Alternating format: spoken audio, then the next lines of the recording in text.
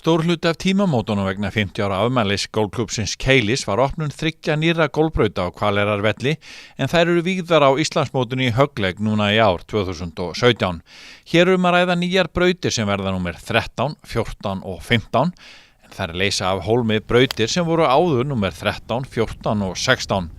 Við fengum Ólaf Þór Ágústsson, framkvæmdastjóra Keilis, til að sýna okkur brautirnar og segja okkur frá þeim. Hér erum við á 13. brautinni sem að eina þessum nýju. Hvað getur þú sagt okkur þessa braut?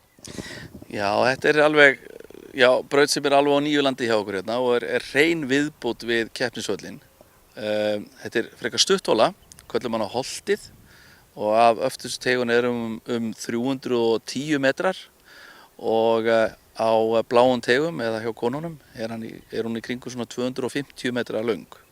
Og þetta er svona hóla sem er sýnd veið en ekki gefin og alveg svona típisk svoleiðis hóla sem er kannski svolítið í tísku í dag og ég held að kylfingarnir muni ekki vera mikið að slá með dræfurnum hér á teig, heldur muni leggja upp fyrir annað höggið og þá tekum við þessi ótrúlega flotta flöt hérna fyrir aftan okkur sem er vel varin af glompum og er í rauninni búin til hér í gamalli malarnámu og áttum við í mjög miklum erfiðleikum með að svona finna þá út hvernig við gátum gert þetta af svona golflegri golfhólu.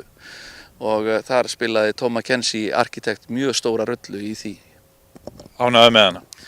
Já, ég get alveg sagt það þegar ég stóð hér fyrir 2 árum síðan að ég var ekki búinn að sjá það að þetta myndi enda svona vel.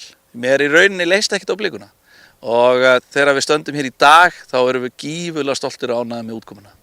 Hvað viltu segja þessar glompur? Já, þessar glompur eru eins og allar á seinni nýju hólunum. Það eru hlaðnar úr torfi. Og við höfum verið að þróa, eða Bjarni vallastjóri hjá okkur, höfum verið að þróa þá aðferð að drepa grasi í kantinum og brenna það svo eftir á. Þá fáum við þessu svona fallegu kontrasta og bakkarnir fá virkilega að njóta sín í umhverfinu. Og það sem þetta gerir líka, það er nánast ekkert viðhald á glompunum og þar af leiðandi mjög þægilegar í viðhaldi.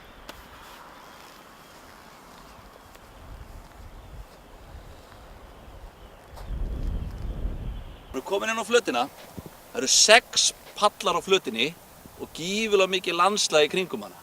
Og við höfum eftir að sjá að kylfingarnir þurfa að nota alla sína færustu færni til þess að koma golfboltanum nálægt. Ég að sýna ykkur hvernig golfboltinn getur að haga sér á flötinni.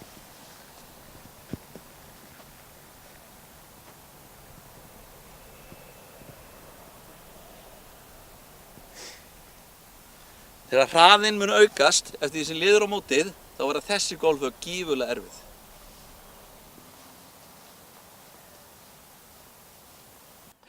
Hér erum við komin upp á 14. braut, nýja 14. brautina. Við erum að endurheimta hana. Þetta var inn í gamla keppnisvellinum og hún er komin aftur.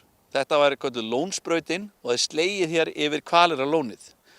Við erum stödd á öftustu teigum, hún er 421 meter af öftustu teigum og til þess að hitta miðja braut þurfa kylfingarnir að fljúga golfboltanum 251 meter til þess að ná í þannig gamla brunn sem sést á miðri mynd núna. Nú erum við komin hér á miðja braut á 14. hólu. Að vísa á brunnin fræga. Þetta er það mið sem að flestallir kylfingarnir munu nota af teig og er af hvítum 251 meter hingað. Þegar hingað er komið, þá er kylfingurinn ennþá 170 metra inn á miðja flöt.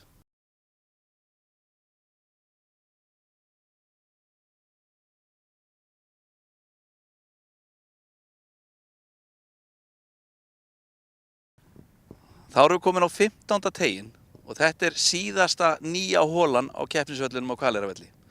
Og klárlega ekki svo auðveldasta. Par 3 hóla, 190 metrar inn á miðja flöt og hér kemur vindurinn vanalega á norðri sem segir það að þessi andvari á móti kylfingnum þegar hann slær.